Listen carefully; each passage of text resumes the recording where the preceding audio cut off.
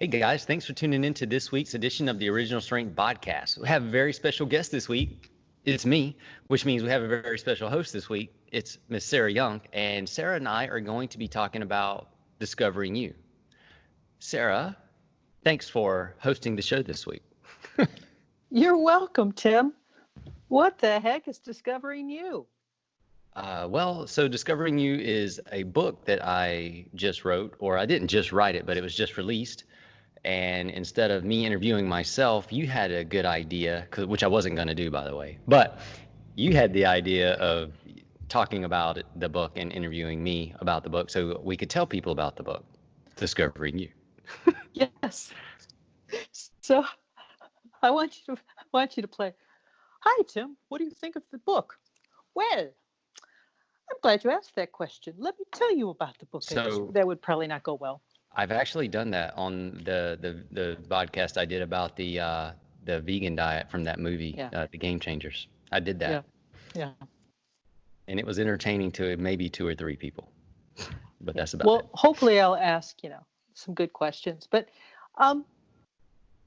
what I'm curious about is I can't remember when was your first book?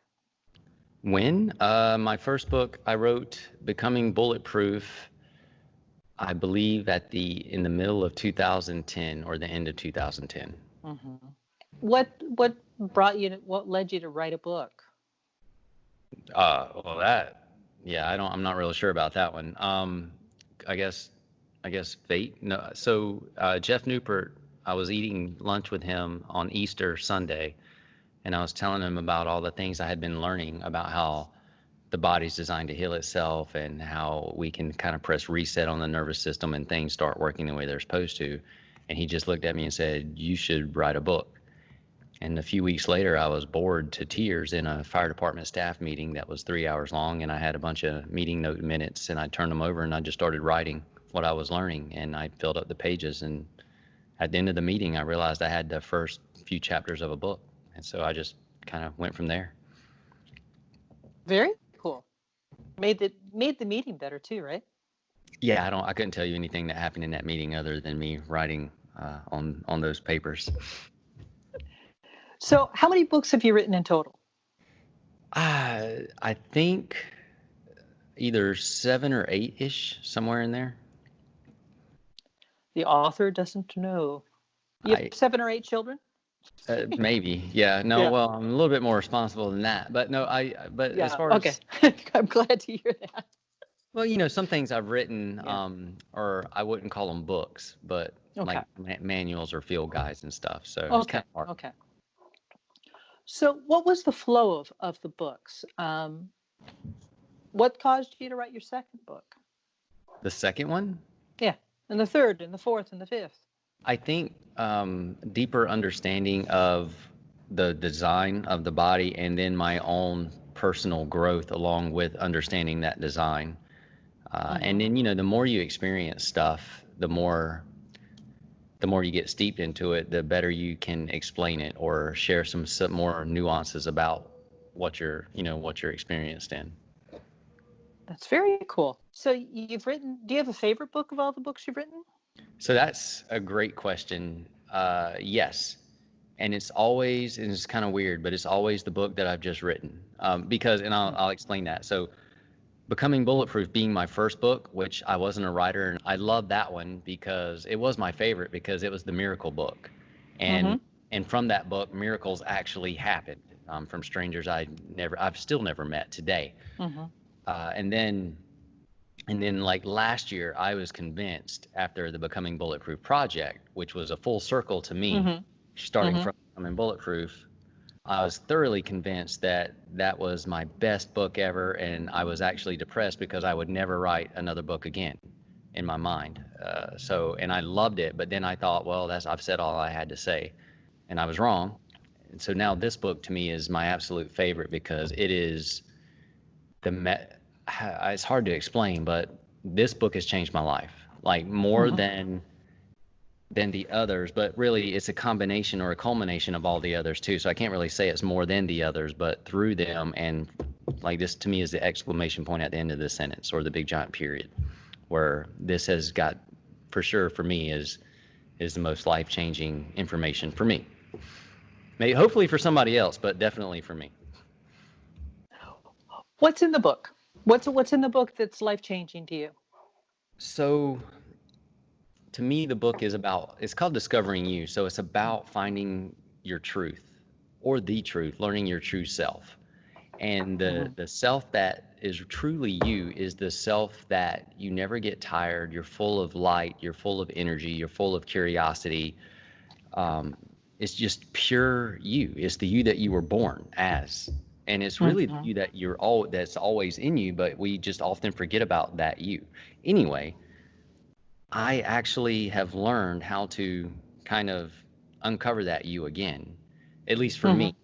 But I give practical, experiential ways to do this and to test it out. And to me, that's the greatest thing, is because you can test out this information and see if it works for you or not. But just like pressing reset, you can see if it works quite instantly or not as well. So you get information and you learn along the way about yourself, and it gives you an interruption to really start thinking and searching for deeper questions about yourself. I know that doesn't make any sense, but this book allows you to dive deep into some really deep questions and come away with some great experiences in the process. So, not to give the book away, because but what would one of those deep questions be? Wow. Well, that depends on where you take it after you get the information, right? So once you learn the process of how you can ask a question and determine if it's true or not, well, then the question can get just as deep as you want.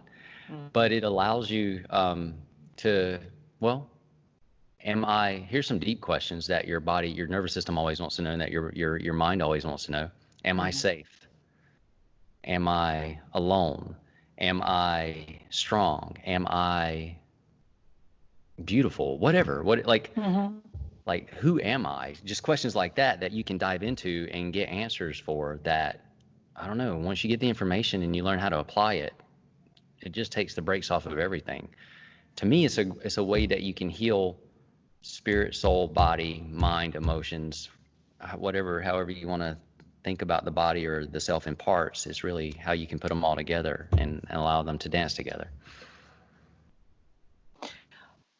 So is it a book that's just some practices about more mentally and emotionally feeling yourself, or is there movement in the book? Because all your other books have been about movement. So there's everything. So I do give a daily movement. So really, this started out as I was going to, I'm going to write a book about how to retain or regain your youth. So it was going to have a movement aspect to it. And then what I realized as I was writing it, you know what, this is really not about regaining your youth. It's about regaining yourself. So I do go through the physical aspect of it. And by the way, youth, if you take off the T and the H, is you. So whatever you're regaining, they're still all wrapped inside of each other, right? Yeah. So I do go through the physical aspect of it, which was actually inspired from the Tibetan rites, the 5 Tibetan rites. But I just thought, well, which make a lot of sense to me, but I thought, what would I do? If there was anything I would add to that, what would that look like? So I give a daily movement routine that really just nourishes the body. Which also helps nourish the mind and emotions. But then I also start going into mindset and how to test truth from not true. How to ask questions and get answers to them. Because your body has so much inherent wisdom in it that if you allow it to teach you, and if you start listening to it instead of telling it what to do all the time, you can learn a lot of information. So yes, it does have movement in it, but then it also gets into, okay, so how can I do some things to start listening and learning from my body, and what does that look like? And then how do I use that information? And then where do I go from there? Yeah, I'm somewhat familiar with the Tibetan Book of Rites. So from what I remember, the movements in this book are not squats, deadlifts, bench presses, chain pulling. No. So most of the movements, so if the 5 Tibetan rites and original strength or the pressing resets got together and had a baby, that would kind of be what these movements are like. It's mostly resetting to the nervous system and the mind, but also it looks at the body as far as how do I nourish my joints? How do I keep, moving my fascia to make sure that it's always pliable, getting good information, that my nervous system always feels safe. So really, all the movements and all the questions and all the applications in the book are all to address one thing: I am safe. Because when your nervous system knows you're safe, when your mind knows you're safe, and your emotions feel safe, all the brakes are off. There's no extra baggage. There's no extra tension. There's no extra weight, which means you're using a lot less energy to maintain yourself, which means you have more energy to express. So basically, and it also takes the noise out of the system. Yes. So you can hear. No distractions. Yeah.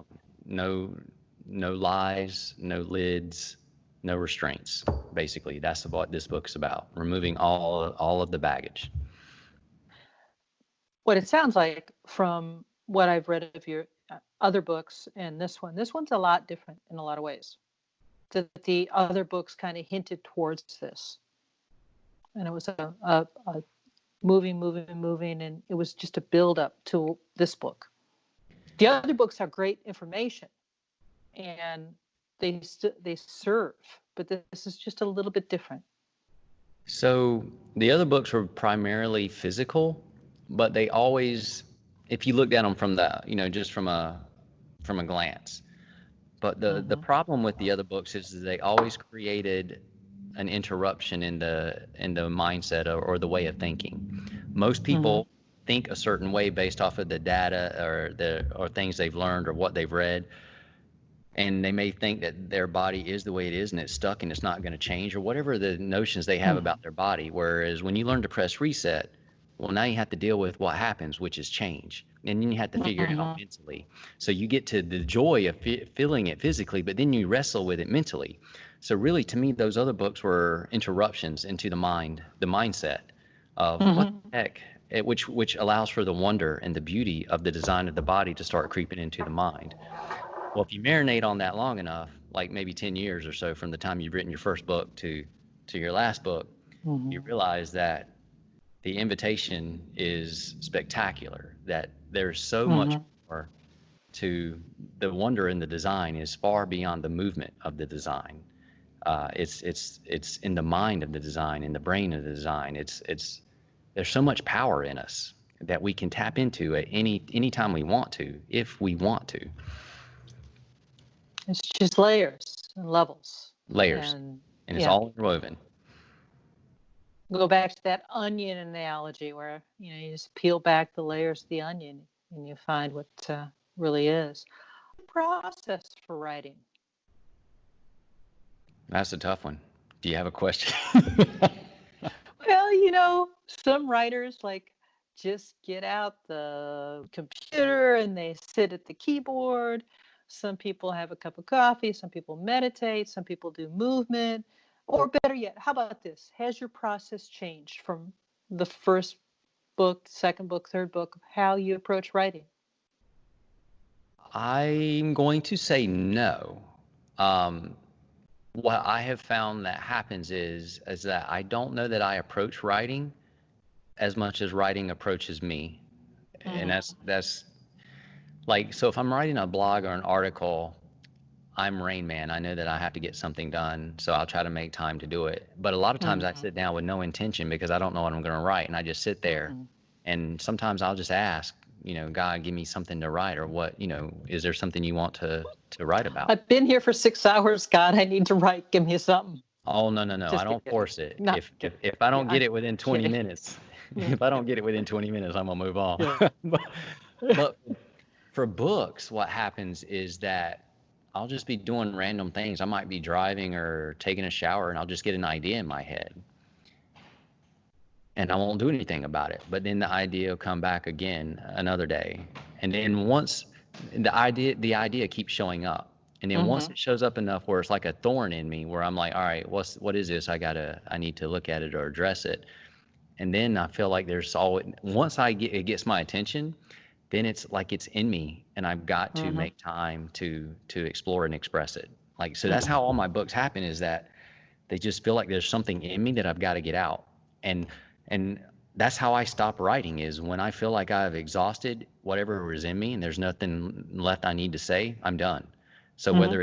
whether it's 10 pages or 100 or 200, I stop when I stop, when I just feel like there's no more information for me to that needs to come out. Mm-hmm. So it's not like I set out to write a book on purpose most any time. It's just that it just happened from the moment of the fire department at that staff meeting. That was an accident. It wasn't an Mm-hmm. accident, but it wasn't something I intended to do. Mm-hmm. It was something that had to be done. Like it was like I was just letting it come out. And that's the way this book and all the books have really been. It's just that something gets in me where I feel like I need to express it, and I'll sit down and write until it's done. There's a great TED Talk by Elizabeth Gilbert, who wrote Eat, Pray, Love, and that was a huge success.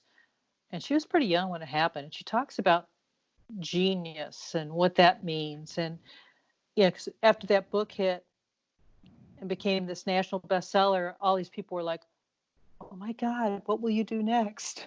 Like her life was over, right? Because she'd done this great success. But she talks about how the genies were believed to live in the walls, and it's about showing up. It's about allowing the information to come through you, which I think is kind of what you're talking about. It's about allowing the information that's out there. So you're basically a channel, you're a vessel, you're open. So I've also read The Art of War. I think it's Stephen Pressfield, who to me is a Yeah. phenomenal writer. Mm-hmm. And he talks about showing up and, and making time and stuff. And I get all that. And I definitely try to do that. But I've noticed that when it's really something that has to come out, it shows up more than I do. Whereas I can show up for the articles or the videos or the stuff I love to create, but for bigger ideas, they show up. And In that TED Talk, Elizabeth Gilbert shares a story that Tom Waits, the singer and songwriter, shared with her. That he was in the middle of LA traffic. Nothing was moving. He was behind the wheel. And this song starts coming to him. And it won't leave. And usually he's like angsty and whatever.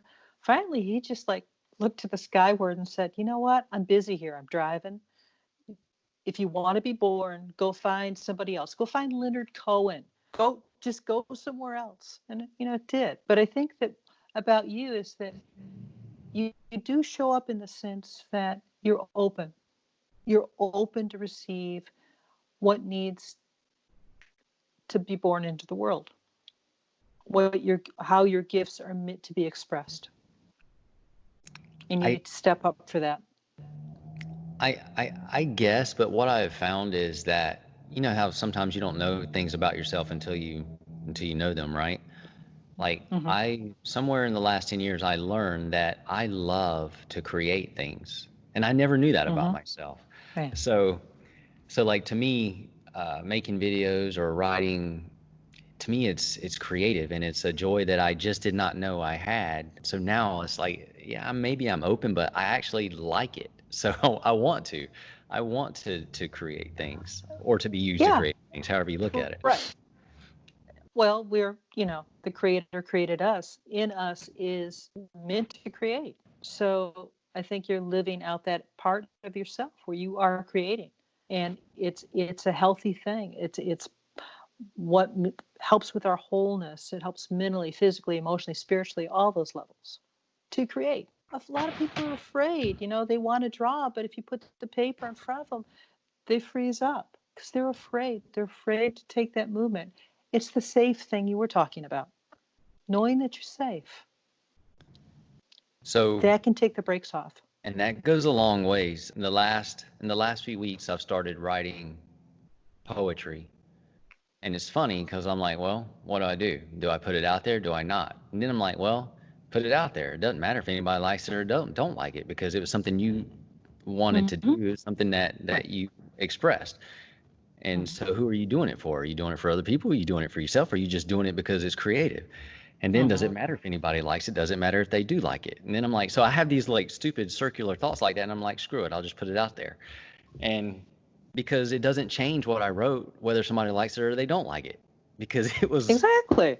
yeah, because it's the same thing. Nothing changes about it. And if it brought me joy in the process, that's all that matters. What what are some of the biggest changes you see in yourself, sense in yourself from that first book to this book? Oh gosh, I'm not the person that wrote Becoming Bulletproof or Pressing Reset. That is like 2 lifetimes ago for me. I don't think the way I thought then. Then I was learning about miracles. Now I've lived miracles so much where it's just the norm. It's just like it's weird. Like so you go from like being completely shocked when something happens to, well, no, this is just the way things are. These kind of things always happen. It's no less awe inspiring. It's just that my way of thinking about things is different. Like I can truly see then I was aware that the body's wonderfully made. It's so amazing. Look what happens when you do these things. But now I can step back a little bit further and see how much more amazing it really is, and how my movement is tied into your movement. It's tied into my thoughts are tied into your thought. Like we're all, I don't know, everything's just more connected.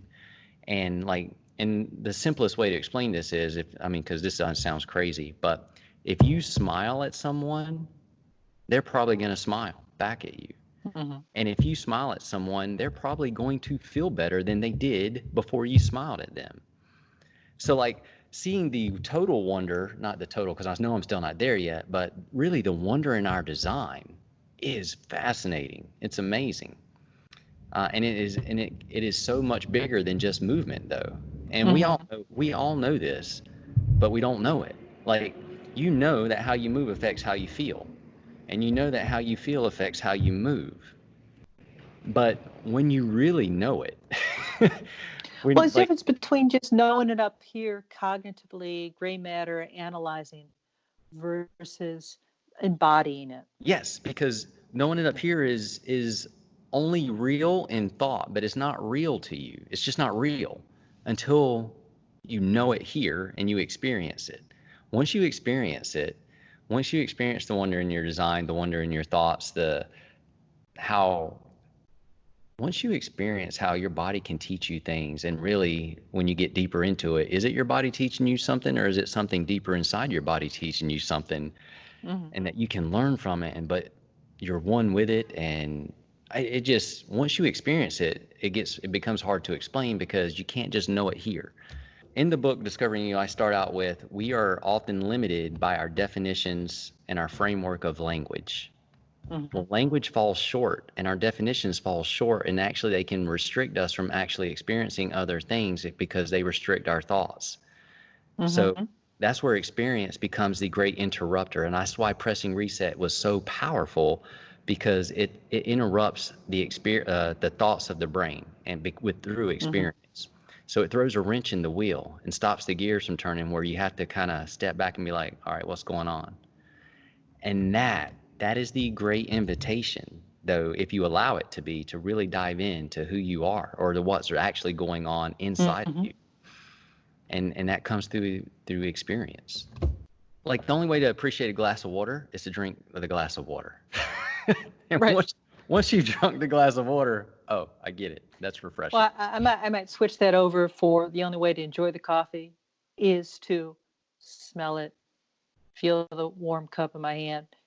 Make it a sensory rich experience.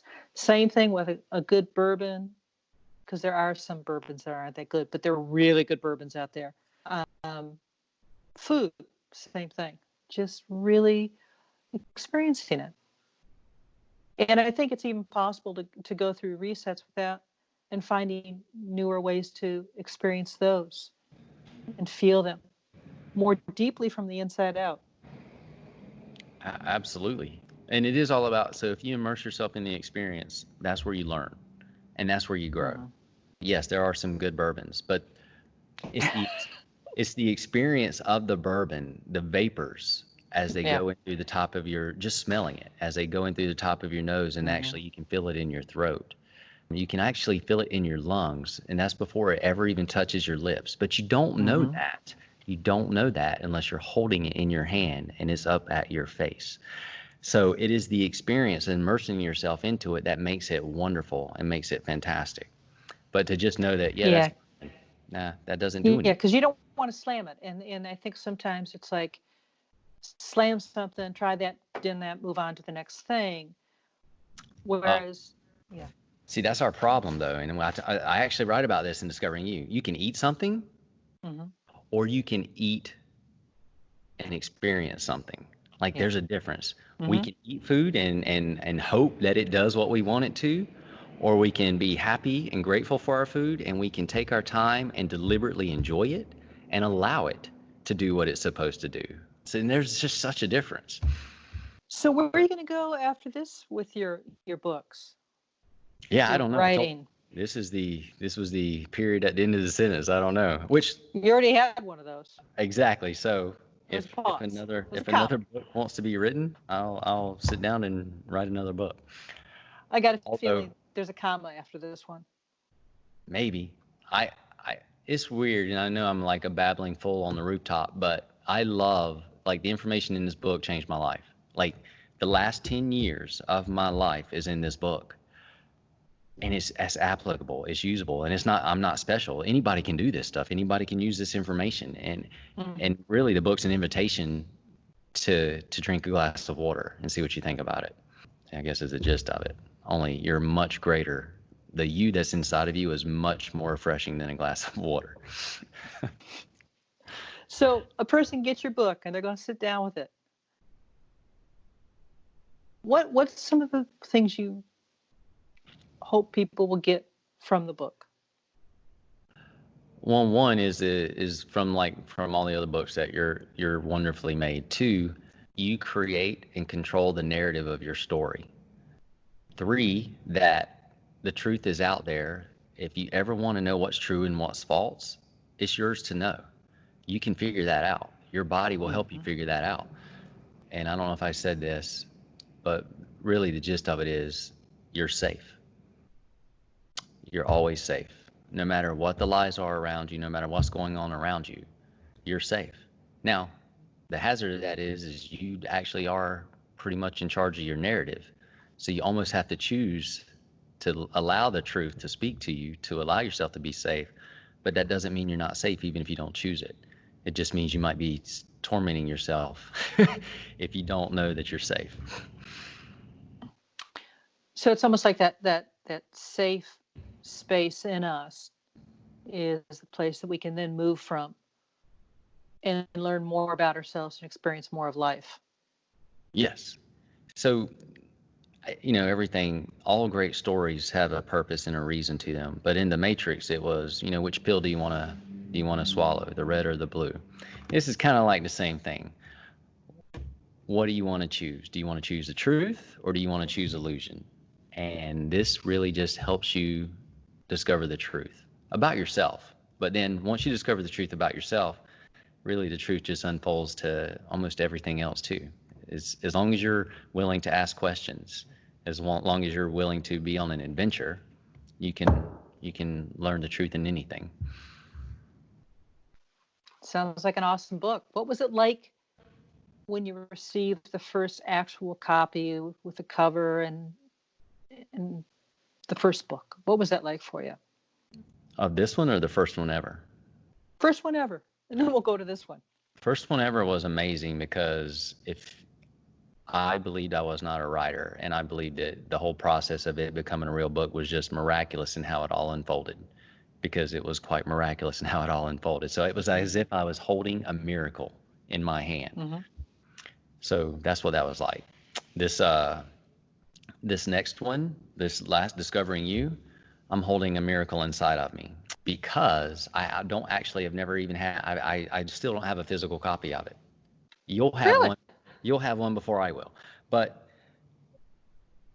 I've lived it. So I'm holding, even though it's not in my hands, it's in me. So, and just knowing that it's that is done, that it's a message that if anybody wants it, it's theirs for them to have. And it's like the poetry thing I was talking about. I've written it, and it's something that changed my life. Whether or not anybody else likes it or wants it or whatever, it doesn't change the message. It doesn't change my experience of it either. So that is what it's like. It's precious. It's awesome. It's kind of crazy you don't have an actual physical copy yet, but Yeah, this new world that we live in and these new times, I don't know how all that works either, but because we've gone back and forth about the book, because this book sounds pretty wonderful, pretty amazing. How can people get it? well, they can go to Amazon.com, look for Discovering You and or Tim Anderson. Probably it will also be available on Walmart.com because that seems to be where my other books have gone to. I don't know how all these book things work, but I do know that Amazon is the secure place to get it for paperback, Kindle, electronic version, and hard copy or hardcover, hardbound. They still make those apparently. Yes. Will you do an audio book of it? That's a great question. I might have to get James Earl Jones or somebody to read it, but I'm not opposed to it.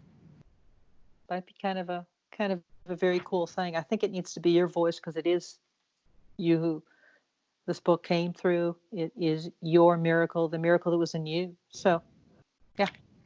If I ever do an audio version of it, it'll have to be on a day where I've had 0 caffeine. None. Well, you might get to a certain point in the book and then need the caffeine to keep you going. But yeah. I don't know. Once I get excited about something, like today, I just start rambling and I squirrel off. I gotta control the squirrel. The squirrel can stay with the text. Anything else you'd like to add about this book?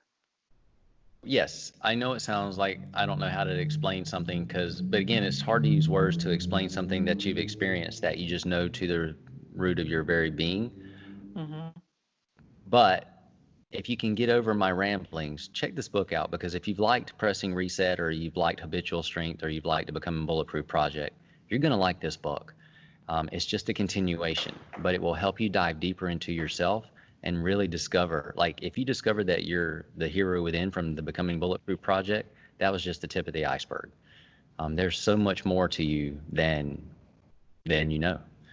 And anyway, it's an amazing journey. So if you like those books, you're more than likely you're going to really like this book. If you didn't like those books, it's because you haven't read them. So which means you're still going to like this one. So it sounds like that this book would actually help a person go back and get even deeper into the other books. Yes, it actually could. Or their own book. Yes, write your own story. Discover your own story. And I just wanted to say it's interesting because when you said about your first book, it was like, oh my God, I'm not an author.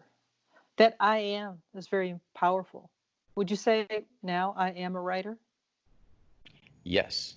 And in the book, I talk about the I am. And whatever follows that am,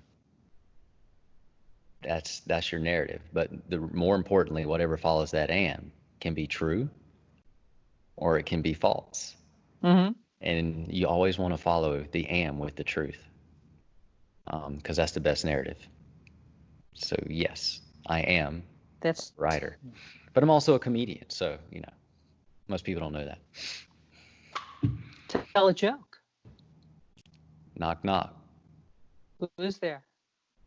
I don't know. We're out of time. Hey guys, thanks so much for listening to the OS BodCast. Sarah Young, thank you so much for hosting the show this week. And Tim, yes, thank you for being on the show. Well, thanks for having me. All right, guys.